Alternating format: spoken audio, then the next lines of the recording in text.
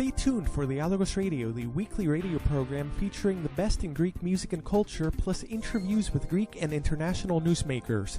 Dialogos Radio with Michael Nevradakis begins now.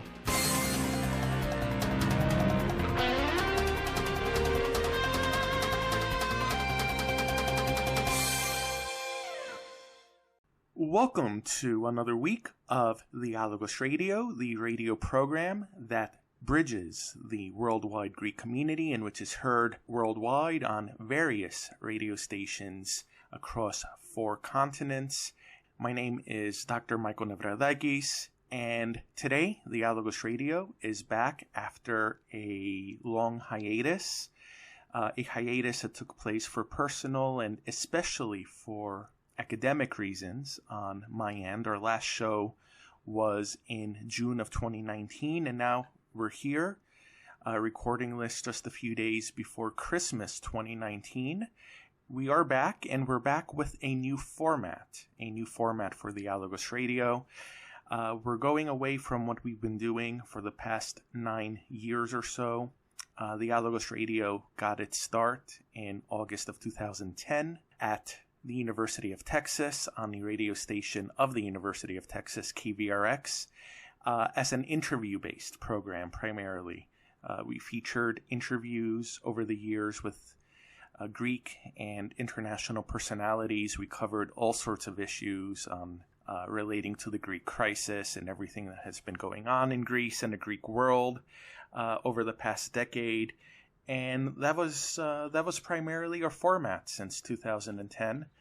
But times change, circumstances change, abilities change as well. My life is different than it was in 2010 or even 2015 or 2017. But also the world is different as well. And I think that as these changes have occurred, it's time for a new format. And that new format here on the Dialogos Radio began last week with the Greek language edition of our show. And today we're introducing it on the English language edition of our show. It's a talk radio format. We're going to have regular guests that we're going to discuss whatever's in the news and whatever other topic we have in mind. We're going to discuss with them. It'll be a different format, and I think it'll be something that will be fresh for Greek radio. There is not a lot of talk radio in the Greek radio universe, so to speak, whether that is Greek language radio or whether that is Greek radio overseas in the diaspora. So I think we're doing something new, something fresh, and I think it's something that a lot of listeners are going to appreciate as well, because we're going to go into a lot of detail every week with regular guest hosts that are very well informed on a number of topics.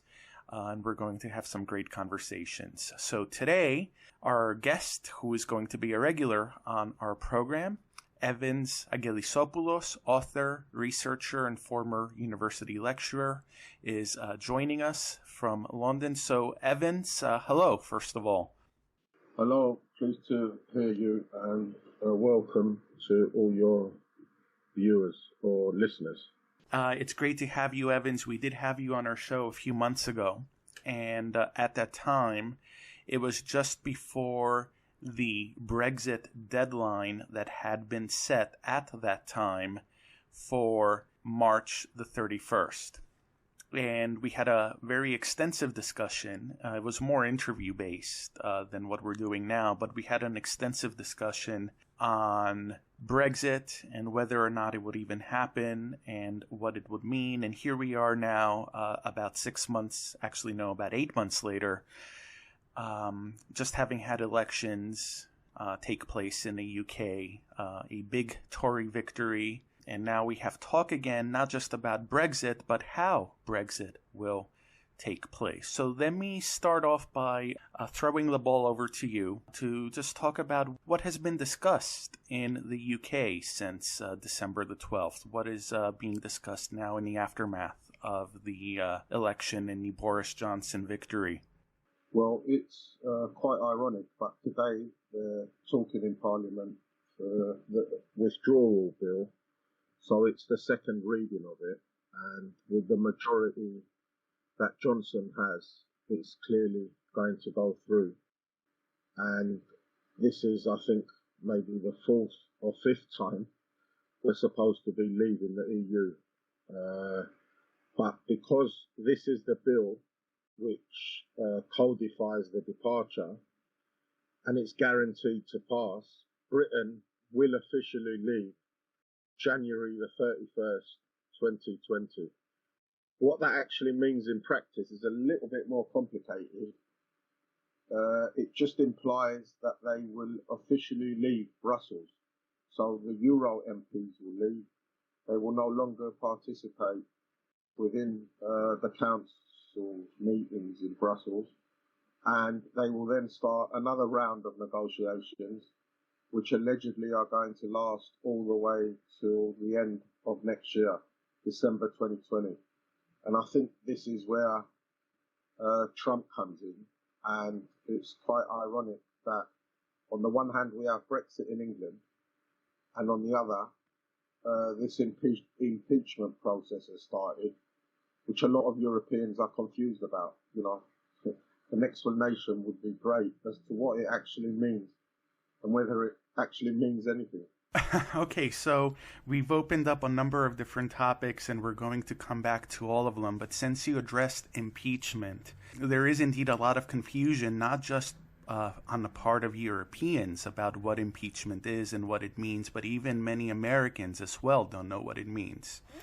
I'll try to break it down as simply as possible. First of all, Trump is the third president in U.S. history that the House has impeached.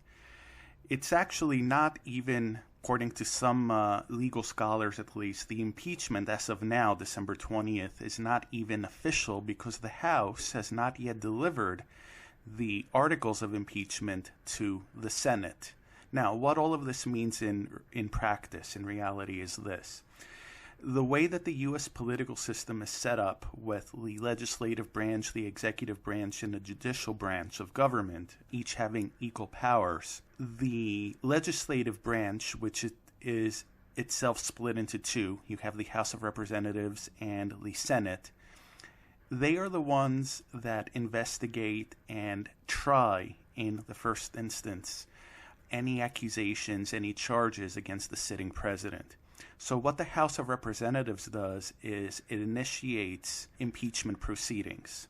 And what impeachment actually means is that the House has ruled that there's enough evidence to then try the president.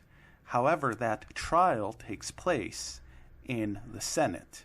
And until that takes place, and only if the Senate actually then rules that the president is guilty of whatever charges were brought upon him, only then is the president removed. So a lot of our listeners might remember, for instance, back in 1998, Bill Clinton, he was impeached, but he was not removed from office. And the same thing is very likely to happen with Donald Trump as well. At some point when the Senate takes up this case, it will either dismiss it, which has been rumored, or a trial will take place, in which case the president and his administration will have the ability to present evidence and to defend themselves and to call witnesses. And it's entirely likely that even if a Senate trial takes place, that the president will be exonerated. And the reason for that is that in order for the president to be found guilty, a 2/3 majority is needed. So the Senate has 100 seats. That means that 67 votes are required to throw out the president. And with Donald Trump and his party, with the Republicans having a majority in the Senate, and also having seen on the House side 2 or 3 Democrats actually breaking ranks and not voting for impeachment, whereas no Republicans voted in favor of impeachment, it's very unlikely that about 20 or so Republicans out of the 53 Republicans that are in the Senate will vote to impeach Trump. So it's very, very unlikely that anything will actually happen to Trump through this process. A lot of people that are in favor of impeachment are going around saying, oh, well, you know, there's always going to be an asterisk next to his name. Well, They don't say that about Bill Clinton. That's the interesting thing. And he was impeached as well. And you hear a lot of people even today talking about what a great president he was. So it's all in the eye of the beholder. But I think, if anything, this helps Trump. And it was interesting to see even the Washington Post, which is not a newspaper that is at all favorable to Donald Trump. In fact, it's owned by Jeff Bezos. Trump and Bezos are not known to be on very good terms. They published an op-ed about how ridiculous the whole impeachment process was in the House, and how there's really no chance that it's going to get anywhere in the Senate, and that it's actually helping Trump. Because now, and you see this in social media, I'm sure you've seen this, Evans, it's galvanized his support base, and it's also shaken up a lot of swing voters and independents that are on the fence. They may not be the biggest fans of Trump in the world, but they're not necessarily fans of the Democratic Party, and especially the Democratic Party in its current incarnation. And this is reflected in the polls. Now, you might say, oh, well, who can trust the polls? Well, the same polls that were saying that, just a few days before Election Day in 2016, that Hillary Clinton had something like a 98.1% chance of winning the election. Well, these same polls were showing just a month ago, I think it was 51-49 support in favor of impeachment. Now it's showing those opposed to impeachment 6 points ahead of those who are in favor. And that is also true in all of the swing states, where the race between Trump and Hillary Clinton was very close in 2016. So all of this shows that, if anything, Trump is probably getting a boost from this. Obviously, we don't know exactly what's going to happen in the Senate, but as of now, at least, it looks like the impeachment is actually making Trump seem as someone who has a big bullseye on his head. And that is galvanizing his base, and it's also swinging a lot of swing voters, a lot of independents over to his side. So a bit of a long explanation, but the bottom line is that Trump, for now, is not going anywhere, and probably he's not going anywhere until 2020 at the earliest, and only then if he loses the next election. Yeah, the reason obviously I asked was because Trump has been involved in the Brexit process almost from day one, although the media has sort of presented it as, a direct involvement whenever they feel that they want to attack Trump. But in reality, it's a process that started obviously from Greece when they had the referendum and they voted no against the European Union. And because of the Euro crisis, all the problems were transferred to the UK. And the UK was forced in having a referendum after a Brexit, or at the time it was called the UKIP party, won a majority in the European elections in 2014, which forced the new government of Cameron in 2015 to call a referendum. When that referendum in 2016 was won for Britain to leave, and subsequently Trump had been elected, he started to talk in favour of Brexit, but the government we had previously of Theresa May did everything in its power to basically not leave, and we were left with the mindset that Britain may not leave. But in reality, what was probably going on was that the Conservative Party was just buying time. So they spent about 3.5 years talking nonsense and going round in circles with fake votes and a whole load of shenanigans. And then we reached the stage where the official date of departure was this March, and Britain does not leave.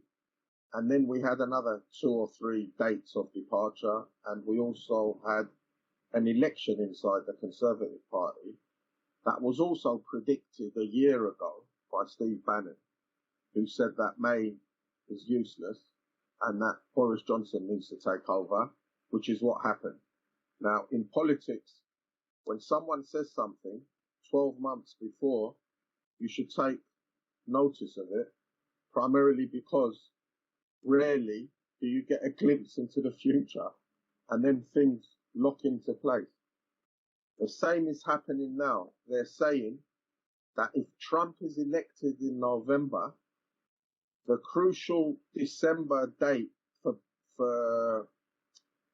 the full departure of the UK from the EU will have Trump as, the referee or the backstop man.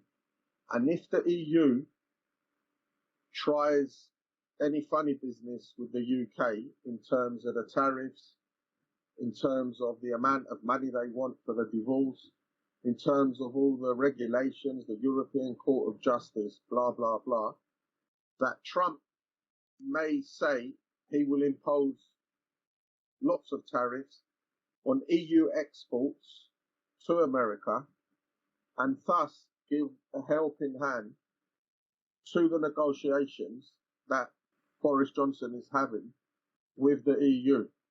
And the reason I say that is because another event that occurred in Athens that they don't really report is when Steve Bannon came there and had a discussion with a French so-called intellectual, Bernard Levy, about the future state of the world. Bannon said that Trump will go into the second term with an agenda of a Europe of nations, and that after Brexit is secured, then Italy may come on board and start to question the edifice of the European Union. And behind all of this is the fact that America has the power to basically impose tariffs on EU exports. And it's quite ironic that another little event has occurred in the last couple of weeks, which again is not really reported in the global media, is that the Americans pulled their judges out of the WTO. And if you remember, the WTO was the organization set up which basically codified the legal framework for globalization, whereby foreign or global multinationals could operate in any country on earth, and if you didn't let them operate, they would take you to court for a loss of income. One of the famous cases which occurred was when a German British water company set up shop in some Bolivian city and blocked all the citizens from collecting rainwater, and riots ensued. Officials were held hostage. I don't know if a couple were bumped off as well. And then the company was thrown out of the country. And then they sued Bolivia under WTO rules. And Bolivia had to pay them a couple of $100 million for loss of income. Now, why is this significant, the WTO, if it no longer regulates global trade in terms of laws and rules? It means America can basically do what it wants. And by having the ability to do what they want to foreign countries or foreign companies, they can negotiate themselves out of all these globalist trade deals that have been created and basically implement Trump's first term agenda, which was Americans first. And I think along that path is the trajectory that Boris Johnson is obliged to go. And it would be good to hear, I don't know, for the listeners, how, for instance, Trump's cultural agenda will have an effect on us in the UK, because yesterday a Conservative council, the Conservatives are the party that governs, passed a rule in some area saying that any child that declares whatever gender they want can use whatever toilet they want. And this will create a big issue to Boris Johnson's base if, these decisions are implemented. Right, so there's a lot of issues that you brought up regarding the issue of identity politics. I think that what we're seeing in the US and also in the UK and in Europe right now is a big dividing line between various interest groups, basically. And these lines are really beginning to come into conflict with each other.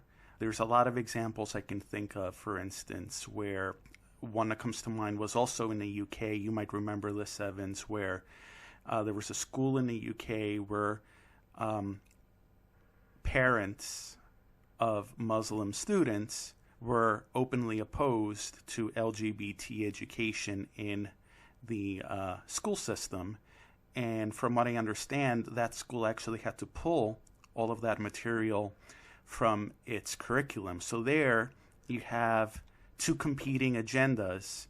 There's the migration agenda, and then there's an identity politics agenda, often supported by the same people, but then they came into conflict with each other. I think it was yesterday, actually, that that author of the Harry Potter series, J.K. Rowling, came under fire for, I believe, tweeting or saying something in support of a therapist who came out and said that there's only two genders. And this is someone who actually works, I believe, with gay and lesbian individuals.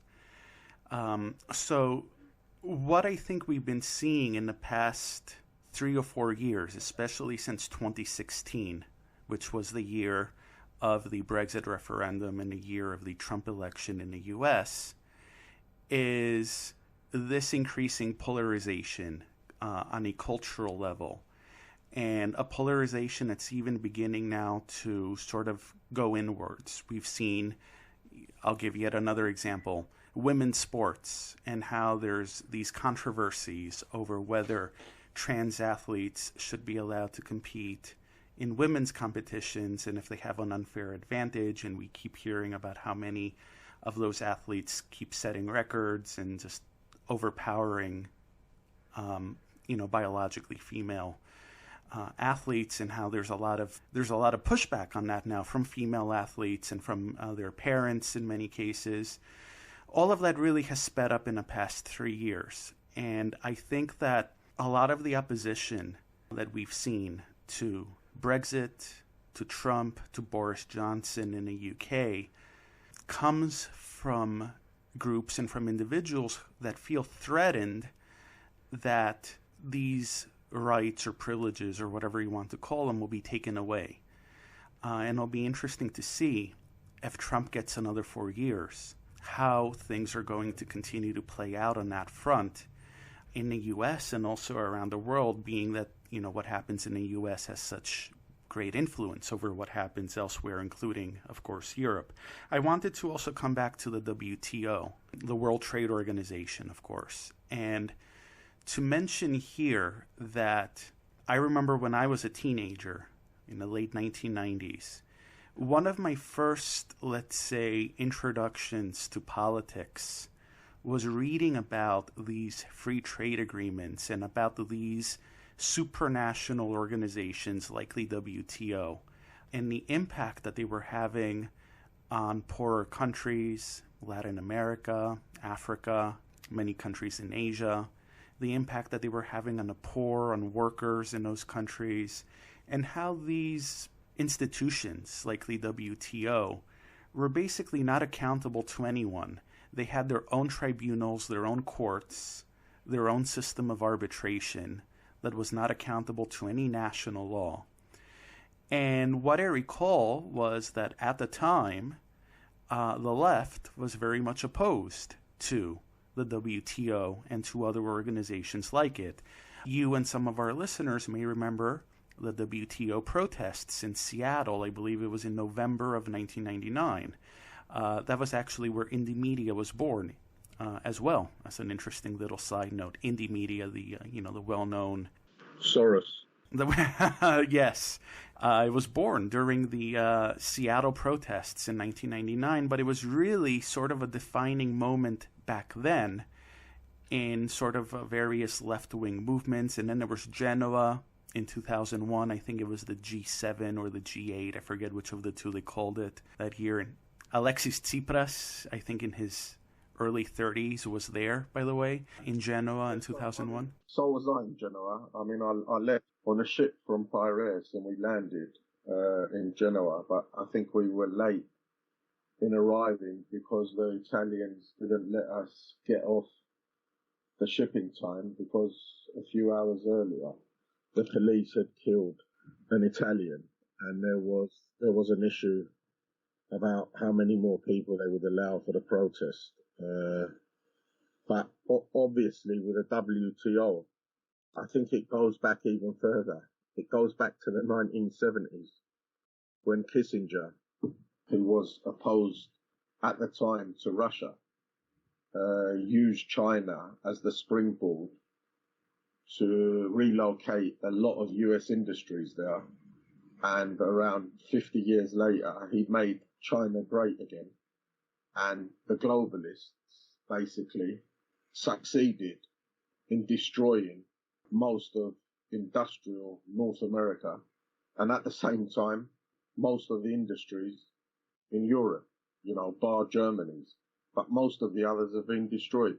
Everything is produced now in Asia, comes to the EU and comes to America, very low cost, and both these continents have lost their indigenous capacity to survive as independent nation states. And I think that is where the problem is, that people stopped voting for the mainstream parties, and the mainstream parties had to adapt and change. And the difference between the UK and America is that the Republican Party brought in an outsider who wasn't really involved in politics. Trump's not a politician.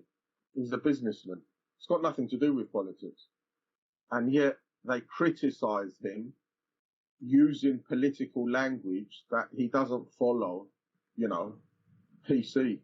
I mean, why should he? PC was created and massively extended from the moment globalization expanded everywhere as a form of control, so no one criticizes anything over anything. So I can't criticize a made in China product. And then if you add all the other phobias along, the list is endless. Basically, we end up being silenced and not be able to talk about what is actually going on. And I think the issue now is, how do we restore a productive capacity to each nation to be able to survive? And the only way to be able to do that is if we minimize the power of the globalists, the globalist wing. And I think this harassment against Trump will obviously rebound back. But the fact that you're involved in that whole circus and the whole process means that time becomes limited, and then he's not able to take, good decisions on other issues. I think it's a process which, grinds down not only the individuals, but the whole team around him. And it's deliberate. As far as I know, the impeachment process against Clinton was done at the time in order for the military to be able to have a free hand in, bombing and destroying Yugoslavia. And it was totally ridiculous then, an impeachment because he had sexual relations or didn't have with a staff member. And, the circus went on for months. And now, what is it Trump has actually done in the Ukraine? He wasn't even there. Whereas Biden and his son have had their hands in the honeypot, and there's a whole caboodle of stuff that's going to come out. And it's quite ironic that another thing they're not reporting is that the ex-finance minister of the Ukraine under the Poroshenko regime, the one that Obama fully supported and sent over money and loans for them to continue their civil war against their eastern population, was shot in London, and she's going around in a wheelchair. She's in a wheelchair. And this is hardly reported, that there is a conflict now, which I think is spanning a few continents. In other words, the semi-civil war type relationship within the American political elites is spreading not only into the UK, it's spreading into the Ukraine, it's hitting the EU, and it will also affect Greece. What's your opinion? Yeah. I agree. And I think one of the signs that this is happening is exactly what you mentioned, the fact that a lot of these incidents are barely being reported, if at all, such as the former Ukrainian finance minister that barely registered on the news, whereas you might remember about a year ago there was that Skripal case that was in the news for months, and in the end I don't think anyone even knows what actually happened. The narrative kept changing. It got so confusing in the end that I think people stopped paying attention, but the media was just harping on about it for months. Now you get someone that's actually shot in London, and the media just isn't talking. But since you mentioned the Ukraine, you have Biden and his son. You also have apparently Nancy Pelosi's son, the Speaker of the House, Nancy Pelosi, her son, also involved in the Ukraine. Let's say family members of prominent Democratic Party politicians in particular in the U.S. So it seems that there's a lot of stuff that's about to come out, or at least they're afraid that a lot of stuff is going to come out. And that may explain this mad rush to get the impeachment done on the part of the House, which is controlled by the Democratic Party, before more material comes out. But it's probably going to come out anyway. About what you said also about this, let's say, war spreading. I mean, I see it and I feel it in Greece. I'll give an example. I don't know how relevant it is, but I think it's at least a little bit relevant. I had the opportunity to be interviewed back in October on a radio station here in Athens. And they wanted to interview me about Trump and Biden and the Ukraine. This is when all those allegations first started coming out. And I did the interview, it was live. And at the very end was the question about Joe Biden. And I mentioned what the various allegations against Biden and his son were, and then I also went into a little bit of history about the Biden family, because there's been other problems in the past involving them. And pretty much at that point, I told the listeners, this was in Greek, that, I really want the listeners in Greece to understand that we talk about how dirty politics is in Greece, and it is, no one denies it. But there's often this perception that politics elsewhere is not dirty, especially in countries that Greeks like to call civilized and serious, like the US and others.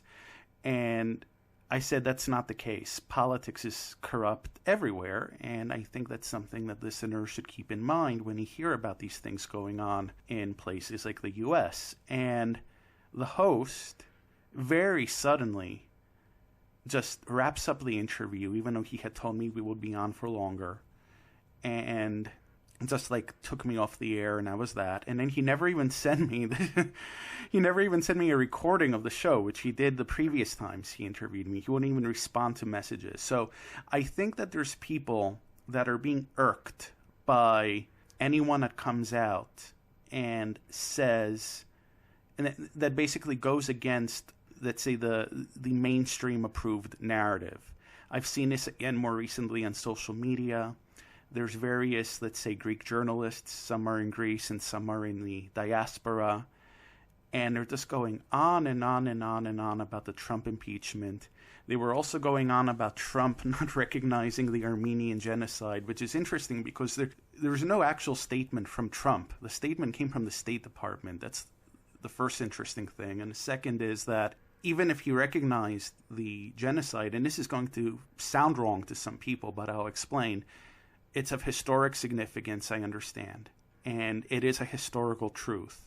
But look at Germany. They recognized the Armenian genocide in 2016, just 3 years ago. And yet Germany today is opening factories and auto plants in Turkey. Merkel and Erdogan have a great relationship. So what actually changed in German-Turkish relations after that recognition? Nothing really.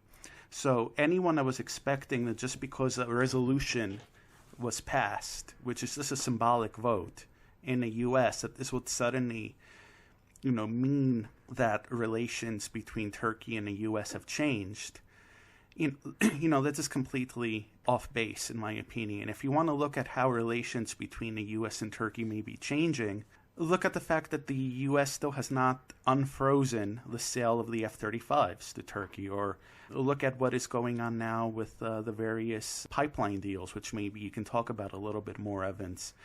So all of those things are not being discussed by these Greek analysts that supposedly are experts on everything. And if someone comes along and disagrees with them, they become the bad guy. I've become the bad guy in many cases. And at this point, it doesn't even bother me.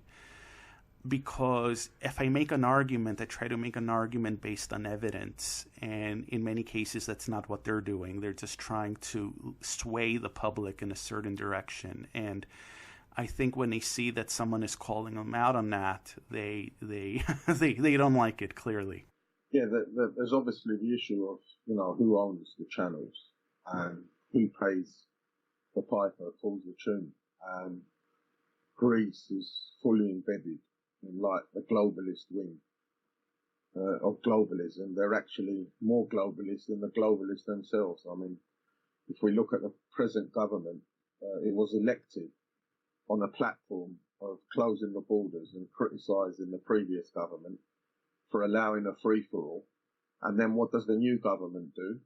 It, like the Heineken advert says, it's a beer that reaches the parts in areas that others can't. Mitsotakis' government, the New Democracy government, has opened alleged refugee camps in all the areas that never existed before. So that they've opened in the southern Peloponnese, which has been a bastion of New Democracy for the last 100 years. And, they're talking about opening alleged refugee camps in Crete. Syriza wouldn't have dared in those two areas, but New Democracy is. And as a quid pro quo against it, they're chasing a few alleged migrants in the centre. They're now showing in the media that, they're arresting people that have been going around doing muggings, pickpocketing, after having allowed them all in, after having abolished the tourist police, after having allowed a free-for-all, because even till today, people are coming across the Greek-Turkish border on foot. Then they get to Thessaloniki, and then they get free travel on the train, and they arrive in Athens. I saw them with my own eyes. So the globalist agenda is well and strong in Greece by the ruling party and probably the whole of the media and all the radio stations included. And as for the pipeline deals, if we go back a bit, Greece is the country with France and Italy that signed the pipeline deal back in the 2000 decade, where it was supposed to arrive from Russia, oil and gas. And then the Americans at the time were in conflict with Russia, and they said, we're not supposed to have it. And then we had the firebombing of Greece, and then the fake riots over this Alexis Grigoropoulos, which happen now every year. We have like a little parade. The police go around chasing a few. And lo and behold, almost 20 years later, the pipeline is now up and running and will start functioning via Bulgaria. So Greece lost out of the Russian oil and gas pipelines. And in return, we allegedly were going to have this Azerbaijani pipeline called TAP, whose pipeline is being completed across northern Greece. And they also came up with another pipeline coming from Israel, the East Med pipeline, which is going to go through Cyprus and then arrive somewhere in Greece. Now, the problem with these other two pipelines are, who's going to supply them? And lo and behold, Turkey is now a transit route for the two pipelines, one the Russian one and one the TAP, the Azerbaijani one. I cannot see the Azerbaijani one ever coming online because it gives too much geopolitical power to Turkey.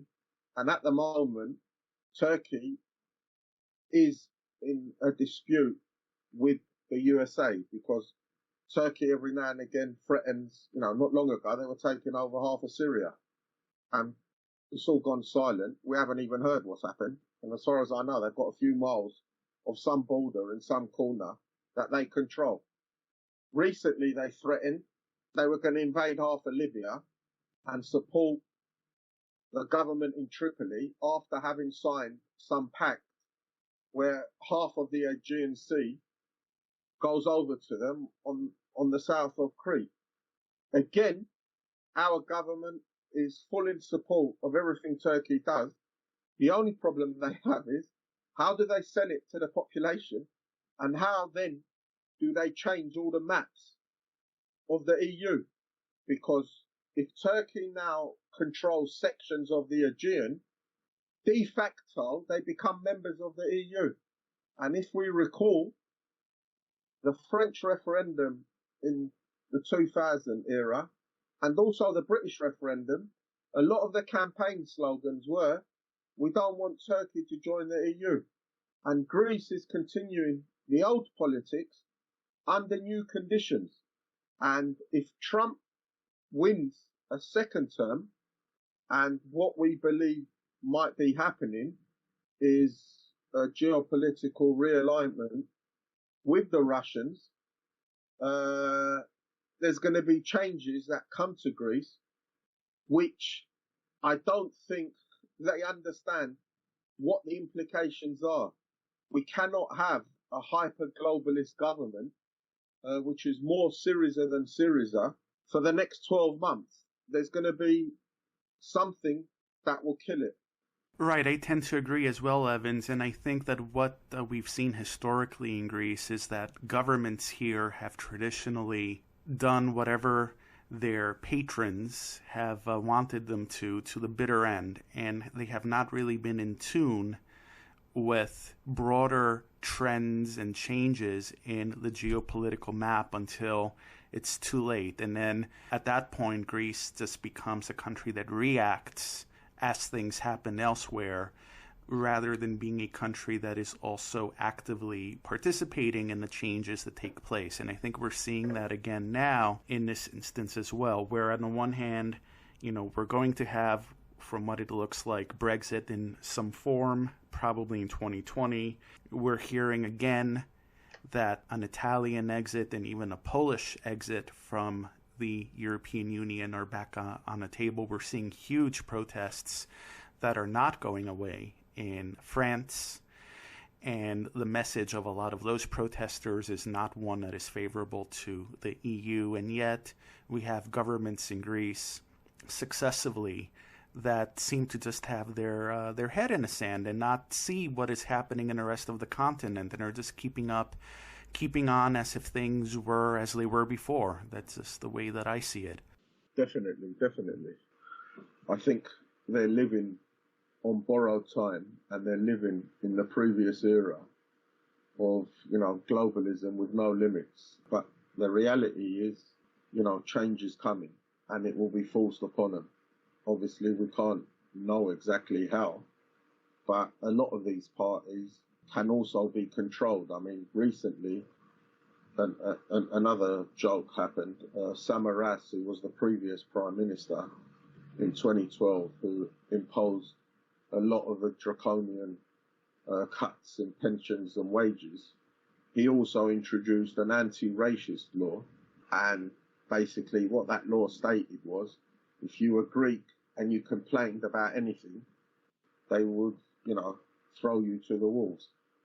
Inside New Democracy's Congress that happened sometime in December, he used the phrase illegal immigrant, which apparently is banned, and he was then sent a prosecution under the hate crime law his government introduced. So it's quite ironic that the two wings, the hyper-globalist wing and the nation-state-based wing, are going to end up having a battle, and they're going to be neutralizing each other out. That's why I said at some point, this appears to be an incipient civil war that started in the US and is now spreading everywhere. As we have just a couple of minutes left, I wanted to just bring it back to Brexit for us to close out today's program. You mentioned, Evans, when you were talking about the migration issue in Greece, how the Southern Peloponnese has been a bastion for the New Democracy Party, and that brought to mind immediately what happened in the elections in the UK recently, where so many districts that were traditional Labour districts for decades, if not a century or more, were lost by the Labour Party. The Tories won those districts, or many of those districts. And I think it's just another sign of these changes that are taking place in the electoral map and in politics more broadly. And it's changes that many, we were talking about the Greek political system, but I think we're seeing from in the way that the Labour Party has reacted, the way that the Democratic Party is reacting to any defeat in the U.S., we're just seeing a state of denial. I don't know if you agree with that assessment. Yeah, definitely. In a future program, we should try and have a small program on what the role of Corbyn was in this whole process, because obviously it needs a bit more time to answer it. But to cut a long story short, it looks like the era of Corbyn as a leader of the Labour Party achieved one thing: it kept the party united. And secondly, it made the Tories great again, primarily because after 10 years of severe cuts, where we have millions of people in food banks, and then we have Brits losing their rights to housing, because of the mass migration flows, the Tories won, a third general election, or is it a fourth in 10 years? Phenomenal amount of victories. And Labour lost traditional Labour seats. They lost, I think, 6 seats in Wales, where the Tories haven't held one for over 100 years. They lost northern towns where there were steel makers, where an MP was elected there, Dennis Skinner, for over 50 years on a left Labour ticket, also opposed to the EU. They lost Sedgefield, which was a seat that Tony Blair was elected in, because what normally happened was the British system, if the Prime Minister is to be elected, he has to win a seat. And normally they put him in a safe Labour seat where they have over 20,000 majority, guaranteed. They lost that seat. It's totally amazing. Labour did not adopt Brexit from day one. If Corbyn had done it, had campaigned for leave, he would have taken the wind out of the Tories, and he could have said he's implementing it, and he would have continued to win. Instead, he campaigned for Remain, and then he spent the last 4 years dithering, right up until a month ago, where his deputy campaigned openly and spoke on the platform for Remain and a second referendum just before they got wiped out in the election. I mean, everyone knew it. I think also them, but I don't think they wanted to govern. So the Labour Party now is split, and hopefully we'll have 3 or 4 smaller parties being created, because I don't think they can easily now find a leader for the next decade who stands for anything, because all the people they have are basically all pro-EU Remainers, globalists, and all they're concerned about is identity politics and mass migration into the country. And when it comes to economics, it's just cloud cuckoo land stuff. Like, the whole of the world can relocate here and we're going to give jobs to everyone. I mean, how's that going to work? Or we're going to house everyone. No control over anything. It's just totally absurd. So as we close out the show today, I'll finish with a question, since you addressed some of this at the beginning. As we go into 2020, do you think there is any possibility of a no deal? Is the previous deal, the one that was agreed upon prior to the elections, still on the table? And what about a WTO Brexit, which we kept hearing about a few months back, in light of the developments at the WTO that we talked about earlier? I think the answer to that question will be what stance the EU will take. The difference between what happens next year and what happened this year is, obviously the Conservative Party has an 80-seat majority. And if they say no to something, the EU has a problem. On the other hand, Johnson personally is not really, a hard Brexit individual, but that might change depending on how the changes occur within America as well. If America, remember, we've got the American elections in November, we've got the negotiations for Brexit come the end of January, and in between, we also have, I think, Italian elections. This will change the balance of forces, and at the same time, within Germany, Merkel is now in a very, very weak position. She's been held hostage by the other party that she governs with. And if any of those 4 variables changes, that has an effect on all the negotiations, I believe. It's basically a fluid situation, and we can't obviously know the contours, but the trajectory is for the UK to return to some form of nation-state sovereignty.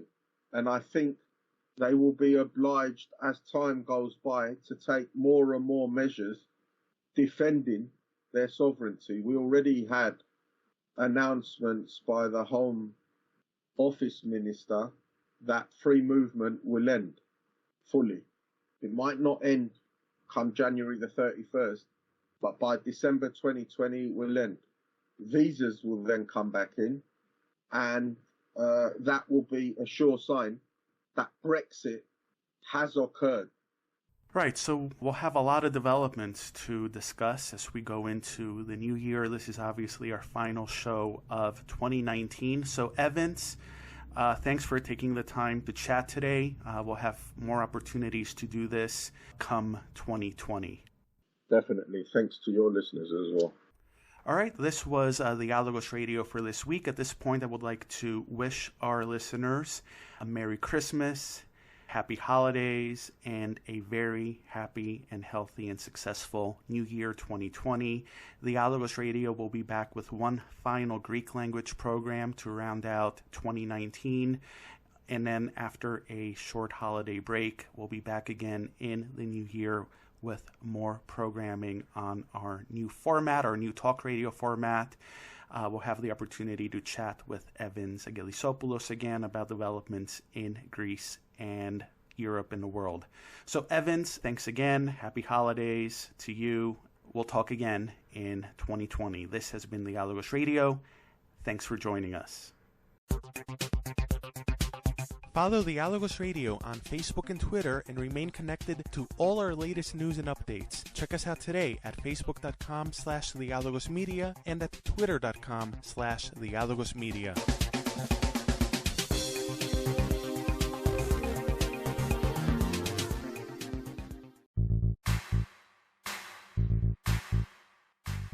Dialogosmedia.org, our website which brings you the latest news from Dialogos Radio, live streaming of Dialogos Radio 24/7, podcasts, on-demand programming, and much more. Visit us today at dialogosmedia.org.